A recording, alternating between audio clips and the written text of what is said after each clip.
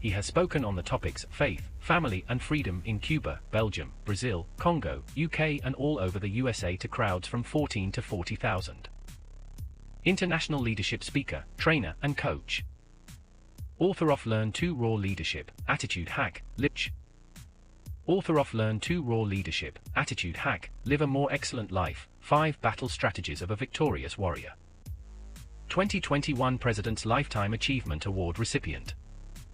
Founding partner of the John Maxwell team. Toastmaster International Speech Competition semi-finalist. Founder of Tell It Like It Is TV, ThatGuyRocks.com and ThatGuySpeaks.com. Creator of Story Power TV, Transforming Grace TV, and Leading Leaders Podcast.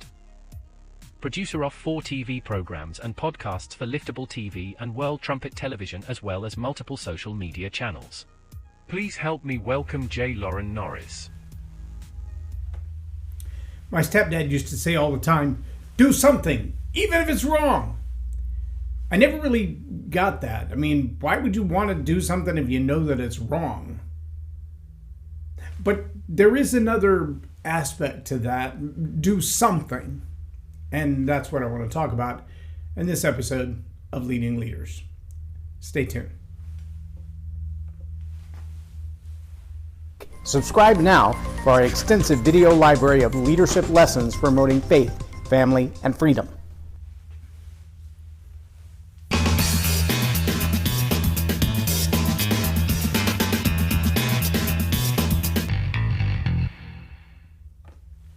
I'm J Loren Norris with Leading Leaders Podcast, and it really is fascinating to me how many people feel like in order to launch out there, to do something, it's got to be perfect. It's got to be, the book has to be professionally designed and professionally edited, and every word has to be absolutely perfect.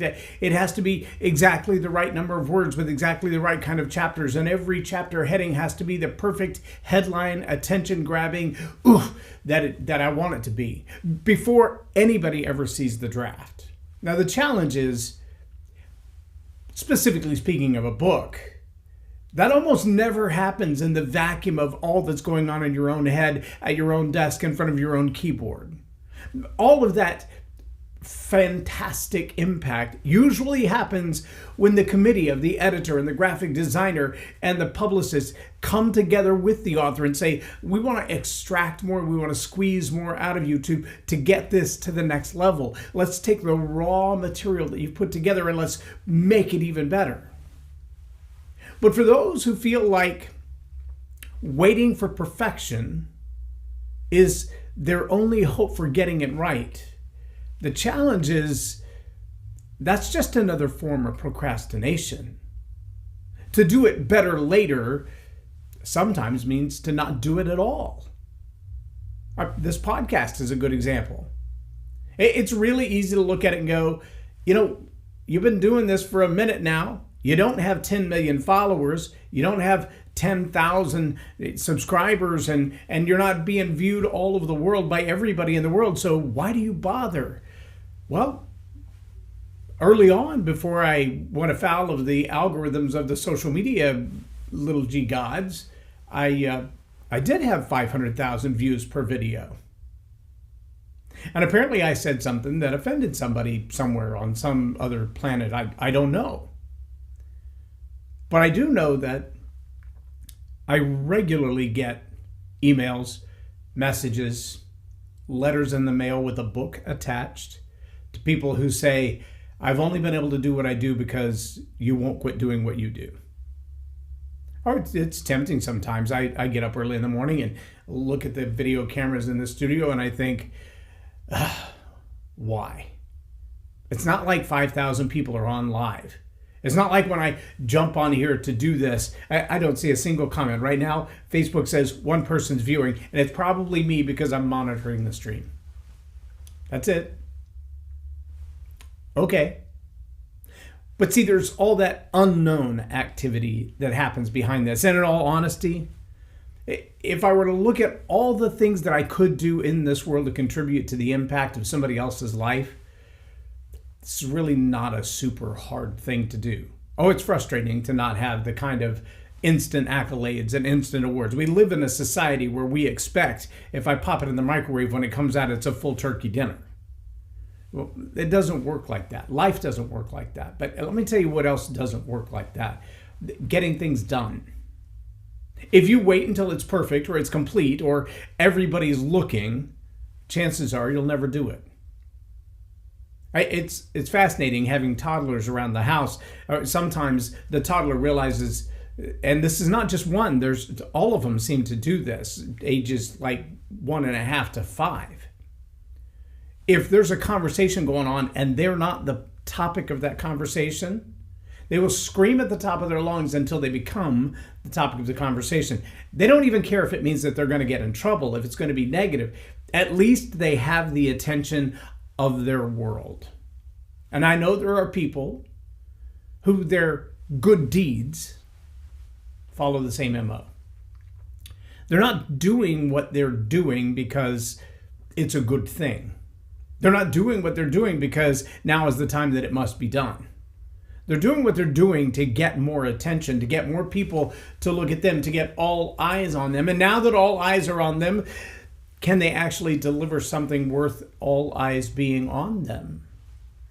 That's a whole nother question.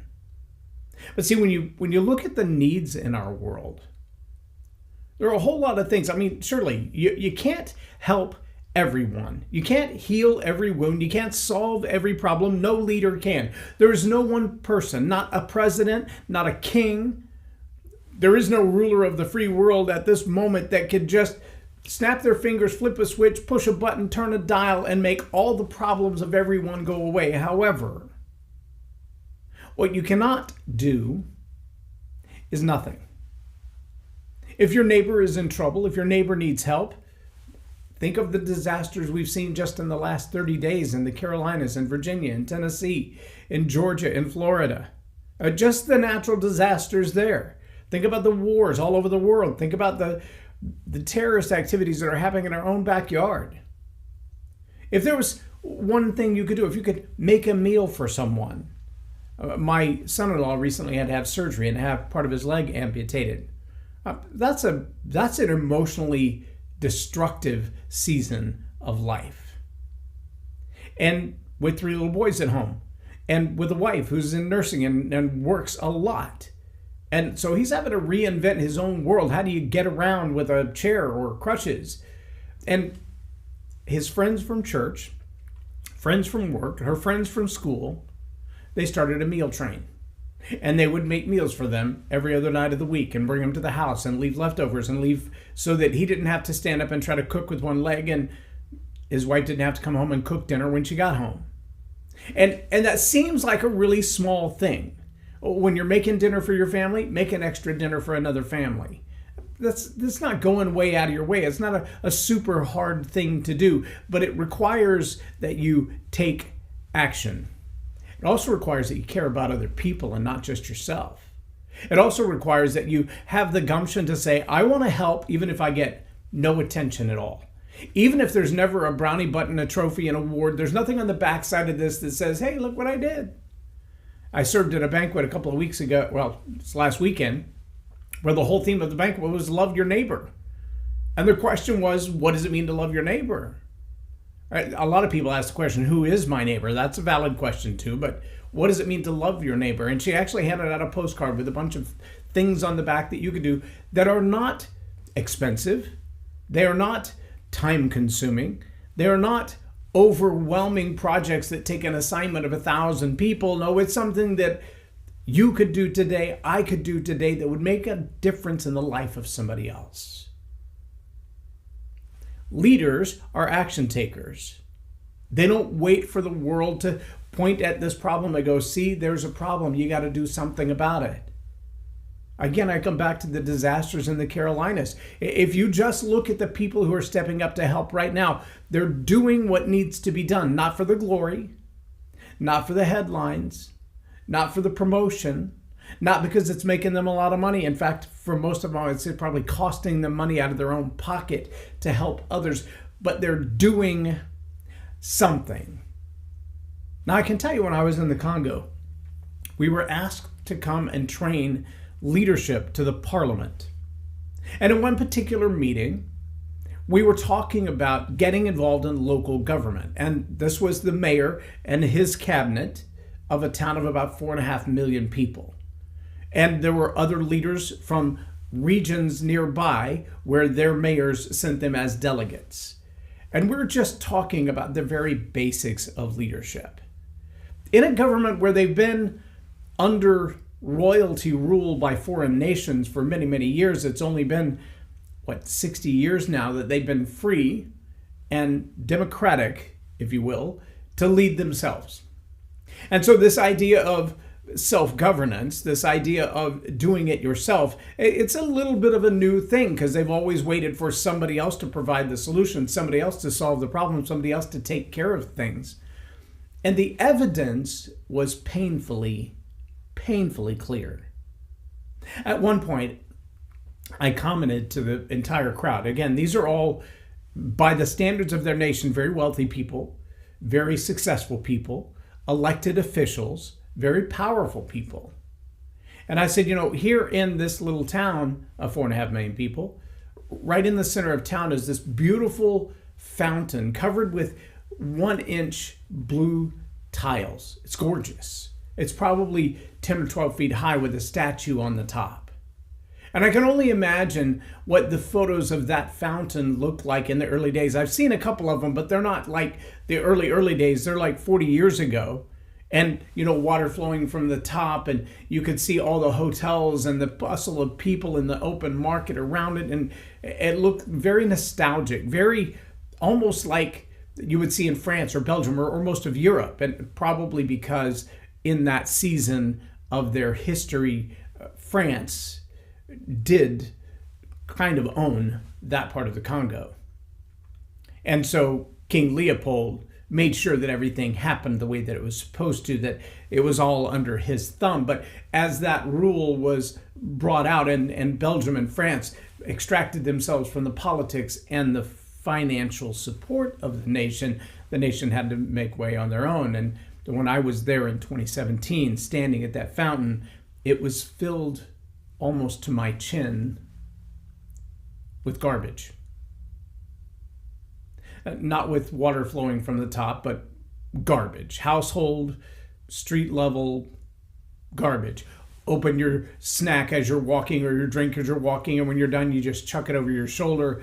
It eventually gets rounded up and thrown in the fountain. And so a 12-foot tall fountain was 4 or 5 feet deep in garbage. No water running, no beautiful polish on the blue stones. In fact, the cobblestone around it was so dilapidated that you couldn't pass by it in a 4-wheel drive vehicle without slowing to a crawl. It was like rock crawling in the mountains. The 2-wheel motorcycles were about the only thing going over 4 or 5 miles an hour. Most people were walking faster than the cars because the roads were in such disrepair around this beautiful fountain that was also in incredible disrepair. And I asked the question to these dignitaries, why does it look like that? And everyone almost in unison replied, the government won't do anything about it. And I, like a dog hearing a strange sound, I thought to myself, well, aren't you the government? I mean, you're the elected officials. Whose job is it? And they're like, well, at the Capitol, they won't send us the money to take care of it. I'm like, how much money does it take? And they all just looked at each other like no one had ever pondered that question. And then I asked the question, how many of you, the road in front of your house is like the road around the fountain? It's almost impassable. Everybody's hand went up. I said, how many of you own a shovel? How many of you own a rake or a hoe or some other gardening tool that would help you to level the street? Every hand went up. I said, what if each of you went out to the road in front of your house the next time it rains while the dirt is nice and soft, and you just filled in the holes and leveled the high spots, even if it's only the 20 or 30 feet right in front of your gate? If each of you did that, how much difference would that make in your community?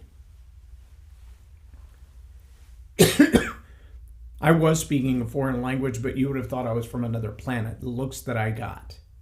Because that's the job of the government. I am an elected official. I don't rake and shovel dirt. That's not my job. Interesting. And I wonder how many volunteers it would take, how many hours for a bunch of teenagers to go to that fountain with garbage bags and clean out the fountain and polish it up. Maybe 3 or 4 hours? How many grown-ups could go take a Saturday off and pick up the garbage in that fountain? Would it be significant? Would it be a big grand thing? Do you think the press would show up? Would it make the front page of the papers? Probably not. And who cares? If it's the right thing to do and it needs doing, if it would benefit your neighbors, if it would make the world you live in a better place, why would you not do it? Well, part of that's procrastination, part of it's lazy, and part of it is that selfish ambition in us that says, I'll do it if the reward is high enough. Whether it's the financial reward or it's the attention. If the world can look at me and see how wonderful I am, then it's worth my doing. And I'm going to tell you honestly, the true measure of your character as a leader, integrity at its highest, is when you do those things that benefit others and they don't benefit you. When you take an action that will never receive an award or a reward of any sort. When you do the right thing because it's the right thing to do. When you do something that needs to be done because it needs to be done and for no other reason. Yeah, you may do things that are small and insignificant. You might send a thank you note. You might deliver a lunch. You might pick up somebody else's tab for their coffee. It might seem to you to be small and insignificant. Let me remind you again from Jack Canfield's book, Success Principles. He tells the story of a man who jumped from the Brooklyn Bridge to his death. And when they were cleaning out his apartment, they found a sticky note on the inside of the door. It said, if one person says hi to me today, I won't jump. Do something. Take action. If any one person that day had said, now I can only imagine that the inside of that door is maybe dusty and the paint faded a little bit and the spot where that sticky note was stuck was a different color. Maybe that sticky note has been up there for months, years. And every day someone said, hey, Bob. Somebody had a brief conversation. Somebody said a kind word, and it was enough that he said, today I'll make it home. But on this day, millions of people, thousands who walked by him face to face, close enough to touch in the traffic that is the foot traffic of the greatest Big Apple in the world, none of them had time.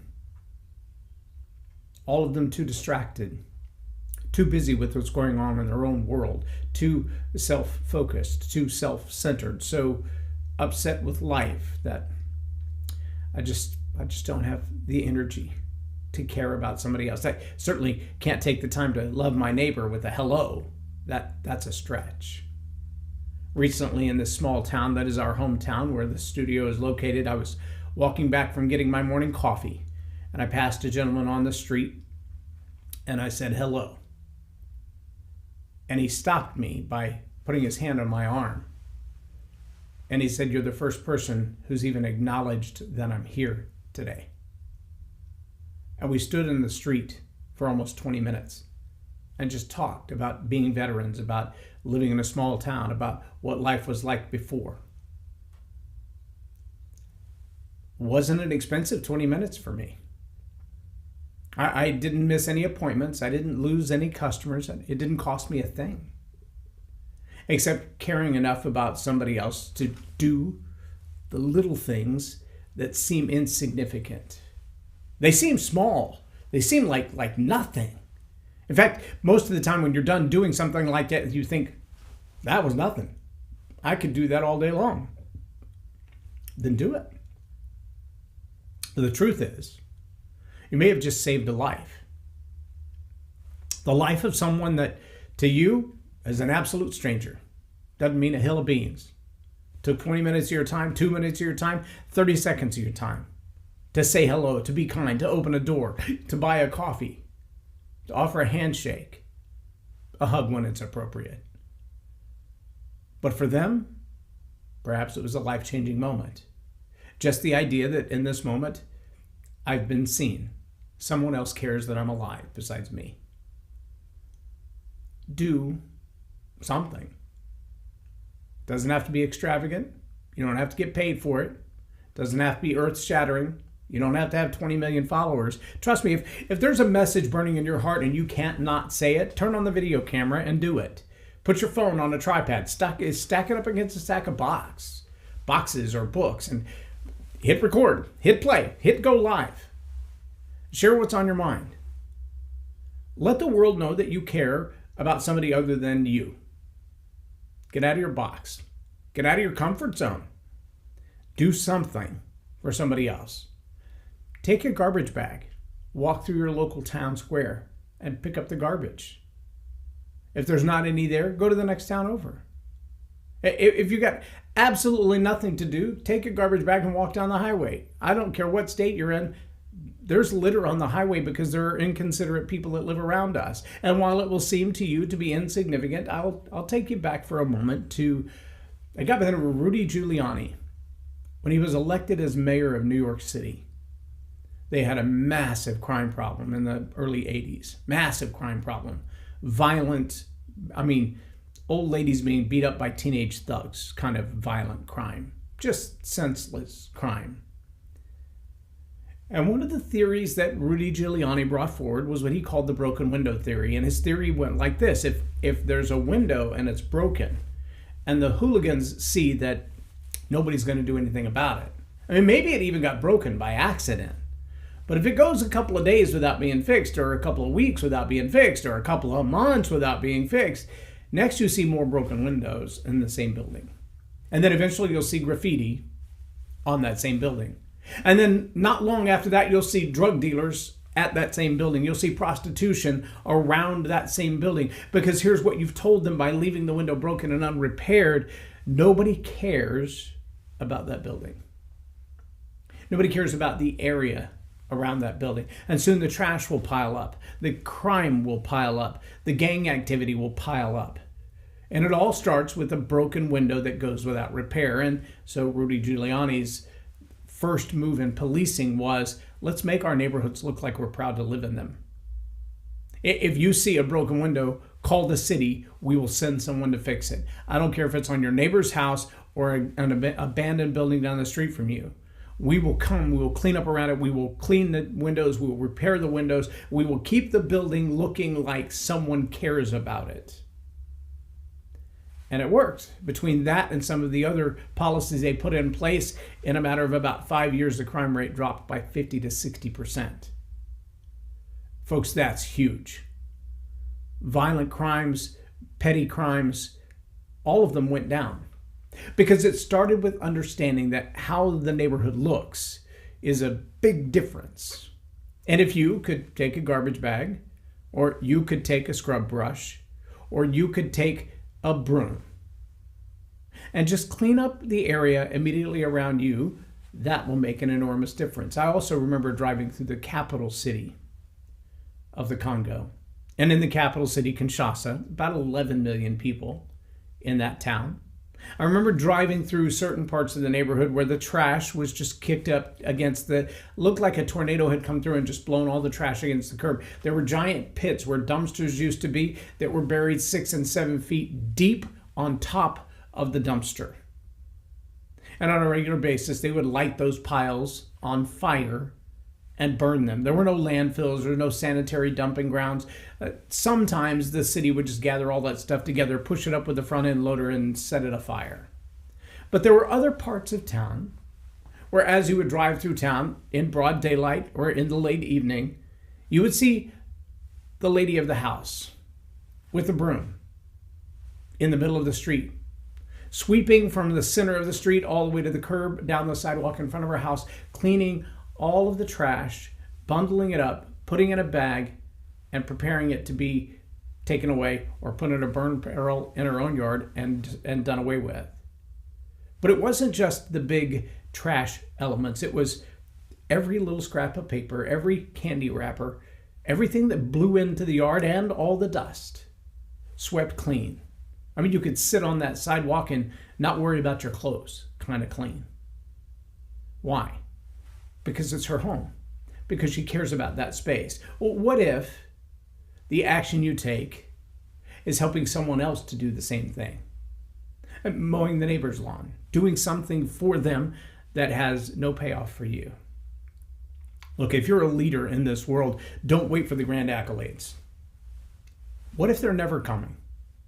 What if in this life you never have 10 million followers? You never have 1 million views on a single video?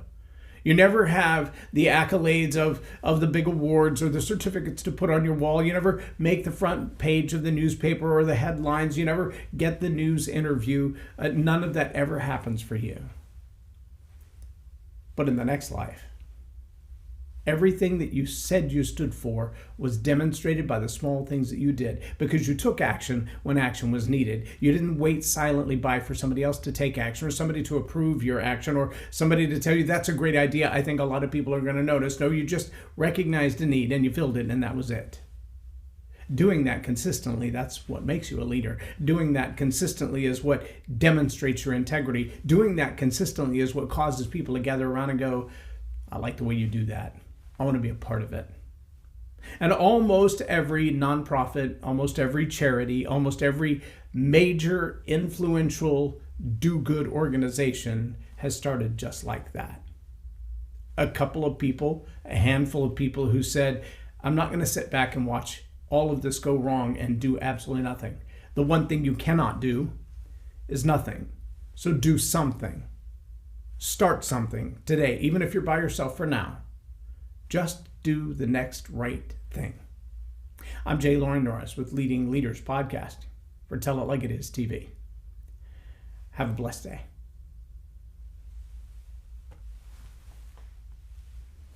Loren is a master teacher on storytelling, and I learned so much. I'm really going to have to sit down and go back through everything, and I think I might have to have some more coffees with Loren, but it was totally worth my time, and I really highly recommend it if you're looking to grow your ministry, grow your business, grow your career.